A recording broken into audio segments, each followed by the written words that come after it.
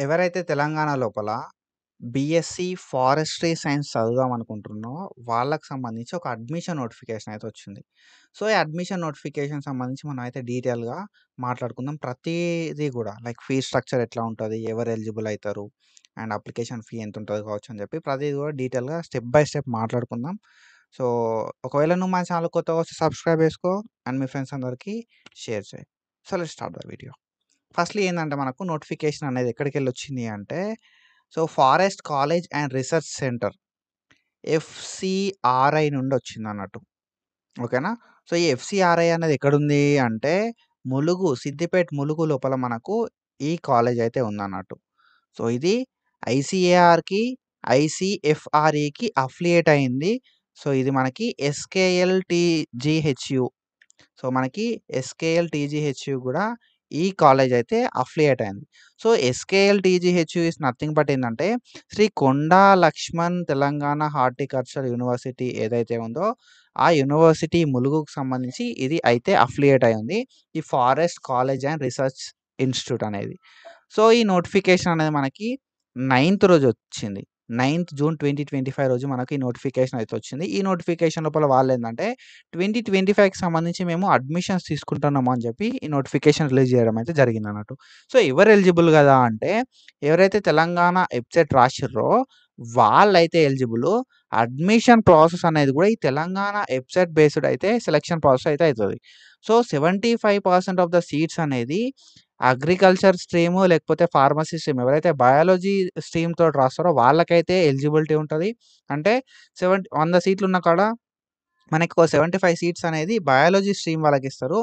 And మిగతా 25% of the seats అనేది mathematics stream వాళ్ళకైతే ఇస్తారన్నట్టు. Based on 2025 EAMCET rank.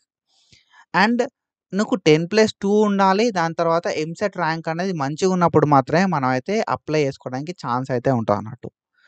So, నువ్వు ఏందంటే మనకి ఈ ఏదైతే నువ్వు చదివిన ఇంటర్మీడియేట్ బోర్డ్ అనేది తెలంగాణ బోర్డ్‌కి ఈక్వాలెంట్ ఉండాలె. అండ్ తెలంగాణ ఇంటర్మీడియేట్ బోర్డ్ తోటి లైక్ అది రికగ్నైజ్ అయ్యి ఉండాల్సుంటదన్నట్టు. అండ్ మనకి పీసీబీ గావచ్చు, పీసీఎం గావచ్చు, పీసీఎంబీ గావచ్చు సబ్జెక్ట్స్ అయితే ఎలిజిబుల్. అంటే ఫిజిక్స్, కెమిస్ట్రీ, బయాలజీ ఉన్న ఎలిజిబులే. ఫిజిక్స్, కెమిస్ట్రీ, మ్యాథ్స్ ఉన్న ఎలిజిబులే. And physics, chemistry, maths, biology ఇవున్నా గూడా మనకు ఎలిజిబుల్ అయితే అయితారన్నట్టు ఇది అప్లై చేసుకోవడానికి. సో, మనకి అప్లికేషన్స్ అనేది ఆల్రెడీ స్టార్ట్ అయిపోయినాయి ఫ్రమ్ 9థ్ జూన్ 2025 నుండి.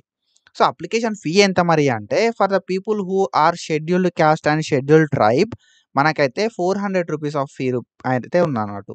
ఓకేనా? రూ. 400 and for the people who are in other candidates ఓకేనా? సో, బీసీ గావచ్చు, లేకపోతే ఓసీ గావచ్చు రూ. 600 అయితే మనం పే చేయాల్సుంటది. సో, ఇది మనం ఎప్పటి వరకు పే చేయాలి అనంటే మనకి అప్లికేషన్ డేట్ ఎప్పటి వరకు ఉంది అంటే 30 జూన్ 2025 వరకు టైం ఉంది. సో, ఈ 30 జూన్ 2025 వరకు మన అప్లికేషన్ ఫీ పే చేసి మనమైతే సో, ఇదేందంటే అడ్మిషన్ గవర్నమెంట్ కోటా కింద మనకు అడ్మిషన్ తీసుకోవడానికి ఛాన్స్ అయితే ఉంటదన్నట్టు. So, when it comes to private ఓకేనా? సో, పేమెంట్ కోటా కింద మనం చూసుకుంటే మనకి రూ. 3000 అయితే పెట్టి మనం అప్లై చేసుకోవడానికి ఛాన్స్ అయితే ఉంది. సో, ఇది నోటిఫికేషన్. సో, ఈ నోటిఫికేషన్‌కి సంబంధించిన షెడ్యూల్ ఏంది అనంటే ఇక్కడ మనం చూసుకుంటే షెడ్యూల్ అయితే క్లియర్ కట్‌గా ఉందన్నట్టు. సో, మనకి చాలా అంటే చాలా క్లియర్‌గా ఉంది. సో, ఈ నోటిఫికేషన్ లోపల మనకి ఆల్రెడీ నోటిఫికేషన్ అనేది 9థ్ జూన్ రోజు వచ్చింది. అండ్ 9థ్ జూన్ రోజు మనకు ఇది అప్లికేషన్స్ అనేది ఆన్‌లైన్‌లో ఓపెన్ అయిపోయినాయి. అండ్ ఆఫ్టర్ దట్ మనం చూసుకుంటే ఈ అప్లికేషన్స్ అనేది లాస్ట్ డేట్ 30 జూన్ 2024 వరకు మనం అప్లై చేసుకోవచ్చు. లాస్ట్ డేట్ అనేది 30 జూన్ దాకా ఉంది.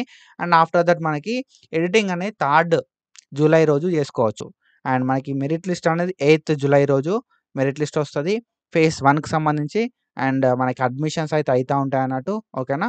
సో, మెరిట్ లిస్ట్ వస్తది. మెరిట్ లిస్ట్ వచ్చిన తర్వాత మనకు అడ్మిషన్, కౌన్సెలింగ్ అవన్నీ గూడా మనకి 16థ్ రోజు అయితది. సో, ఎవరైతే అప్లై చేసుకున్నారో వాళ్ళందరికి గూడా కౌన్సెలింగ్ అయితే అయితదన్నట్టు. So, first phase of counselling. So, first phase of counselling అయిపోయిన తర్వాత సీట్ అలాట్‌మెంట్ అనేది 23 జూలై 2025 రోజు మనకు ఈ అలాట్‌మెంట్స్ అయితే అయితాయన్నట్టు. ఓకేనా. ఆఫ్టర్ దట్ రిపోర్టింగ్ అనేది నీకు ఒకవేళ ఫస్ట్ ఫేజ్ లోపల సీట్ వస్తే రిపోర్టింగ్ అనేది 30 జూలై వరకు మనం రిపోర్టింగ్ చేసుకోవచ్చు. దాని తర్వాత సెకండ్ ఫేజ్కి సంబంధించి ఆగస్ట్ 2 రోజు మనకి అలాట్మెంట్ లిస్ట్ వస్తుంది. 11th ఆగస్ట్ రోజు మనం రిపోర్టింగ్ చేయాల్సి ఉంటుంది. తర్వాత థర్డ్ లిస్ట్ అనేది 14th ఆగస్ట్ రోజు వస్తుంది. అండ్ ఆఫ్టర్ దట్ రిపోర్టింగ్ అనేది 20 ఆగస్ట్ రోజు చేయాల్సి ఉంటుంది. And finalization of payment quota list అనేది 22 ఆగస్ట్ రోజు ఓపెన్ అవుతుంది అన్నట్టు. ఓకేనా. సో అంటే పేమెంట్ కోటా లిస్ట్ లోపల ఫైనలైజేషన్ అయితే అవుతుంది అన్నట్టు 22 ఆగస్ట్. తర్వాత మనకి ఈ రిజిస్ట్రేషన్స్, ఓరియంటేషన్, కాలేజ్ స్టార్ట్ అవన్నీ కూడా 28 ఆగస్ట్ రోజు అయితే అవుతాయి అన్నట్టు. సో ఇంత క్లారిటీ ఉంది. సో ఇట్లా మనమైతే ఈ అడ్మిషన్ ప్రాసెస్ అయితే కంప్లీట్ చేయొచ్చు. సో ఇంపార్టెంట్ ఇన్స్ట్రక్షన్స్ ఏమైనా ఉన్నాయా అని అంటే మనకి సో ఇవి important dates 9th June and 30 June వరకు అప్లై చేసుకోవచ్చు. సో చూసుకోరు ఒకసారి. అండ్ ఆఫ్టర్ దట్ మనం చూసుకుంటే సీట్స్ ఎట్లా తీసుకుంటారు అని అంటే మొత్తం మనకి 65 సీట్స్ తీసుకుంటారు. 65లో రెగ్యులర్ సీట్స్ ఏంది, ఎంసెట్ త్రూ తీసుకునే సీట్స్ ఎంత అంటే 50 మాత్రమే తీసుకుంటారు. అండ్ ఈడబ్ల్యూఎస్ లోపల 5 సీట్స్ తీసుకుంటారు. ఓకేనా. So EWS seats and payment seats ఏవైతే ఉన్నాయో పేమెంట్ సీట్స్ అయితే 10 మాత్రమే తీసుకుంటారు పేమెంట్ కోటా లోపల. ఓకేనా. సో ఇట్లా మనకు 65 సీట్స్ అయితే తీసుకుంటారు బీఎస్సీ ఫారెస్ట్రీ సైన్స్కి సంబంధించి. ఓకేనా. సో మనకి కోర్స్ డ్యూరేషన్ ఎంత అంటే 4 ఇయర్స్. అండ్ ఆఫ్టర్ దట్ మనం ఇందాక డిస్కస్ చేసినట్టుగా ఎలిజిబిలిటీ అనేది సో 10+2 ప్యాటర్న్ ఉండాలి. ఎంసెట్ అయితే క్వాలిఫై అయ్యి ఉండాల్సి ఉంటుంది. బాటనీ, జువాలజీ, ఫిజిక్స్, కెమిస్ట్రీ లేకపోతే మ్యాథ్స్, ఫిజిక్స్, కెమిస్ట్రీ ఉండాల్సి ఉంటుంది అన్నట్టు సబ్జెక్ట్స్ అనేది. ఓకేనా. సో తెలంగాణ ఎబ్సెట్ అయితే క్వాలిఫై అయ్యి ఉండాల్సి ఉంటుంది. అండ్ ఆఫ్టర్ దట్ మనం చూసుకుంటే ఇక్కడ మనం ఇంకా ఏజ్ విషయానికి వస్తే మనకు ఏజ్ అనేది 17 ఇయర్స్ అయితే కంప్లీట్ అయ్యి ఉండాల్సి ఉంటుంది అన్నట్టు. ఓకేనా. 17 ఇయర్స్ కంప్లీట్ అయ్యి ఉండాల్సి ఉంటుంది. అండ్ అప్పర్ ఏజ్ లిమిట్ అనేది 22 ఇయర్స్ ఉంటుంది అన్నట్టు for all candidates. So 25 years ఏమో మనకి ఎస్సీ ఎస్టీకి ఏజ్ రిలాక్సేషన్ అనేది ఉంటుంది అన్నట్టు. సో 22 ఇయర్స్ ఏమో అందరికీ అండ్ 25 ఇయర్స్ ఏమో ఎస్సీ ఎస్టీ వాళ్ళకి. అండ్ ఫర్ ద పీపుల్ ఎవరైతే పీహెచ్ పీపుల్ ఉంటారో వాళ్ళకి 27 ఇయర్స్ దాకా ఏజ్ రిలాక్సేషన్ అయితే ఉంటుంది అన్నట్టు. సో 31 డిసెంబర్ ఏదైతే ఉందో 31 డిసెంబర్ 2025 వరకు ఈ ఏజ్ లిమిట్స్ ఏవైతే క్రాస్ కాకుండా చూసుకోవాలి. ఈ ఏజ్ లిమిట్స్ ఉండేలాగా చూసుకోవాలి మనం. ఓకేనా. అండ్ ఆఫ్టర్ దట్ ఏంటంటే మనం ఇందాక డిస్కస్ చేసినట్టుగా 25% ఆఫ్ ద రిజర్వేషన్ అనేది మనకి ఎంపీసీ వాళ్ళకి ఉంటుంది. అండ్ 75% ఆఫ్ ద రిజర్వేషన్ అనేది బైపీసీ వాళ్ళకి ఉంటుంది అన్నట్టు. ఓకేనా. సో ఇది. అండ్ ఆఫ్టర్ దట్ ఏంటంటే మనకి ఏవైతే 2 రౌండ్లు అయిపోయిన తర్వాత ఎంపీసీ స్ట్రీమ్ లోపల ఏమైనా వేకేట్ ఉంటే బైపీసీ వాళ్ళకి ఇస్తారన్నట్టు. ఓకేనా. సో ఎంపీసీ లోపల వేకేట్ ఉన్నాయనుకో డైరెక్ట్ బైపీసీ వాళ్ళకి ఇచ్చేస్తారు. అండ్ ఆఫ్టర్ దట్ ఏంటంటే మనం ఇక్కడ చూసుకుంటే ఈ రిజర్వేషన్ అనేది సో తెలంగాణ స్టేట్ పాలసీస్ ఉంటాయా దాని ప్రకారం ఈ రిజర్వేషన్ ఉంటుంది. అండ్ ఇంకా మనం గట్టిగా మాట్లాడుకుంటే ఏంటంటే మనకి సో హాస్టల్ ఫెసిలిటీ గానీ, డ్రెస్ ఇవన్నీ కూడా వాళ్ళే ప్రొవైడ్ చేస్తారు.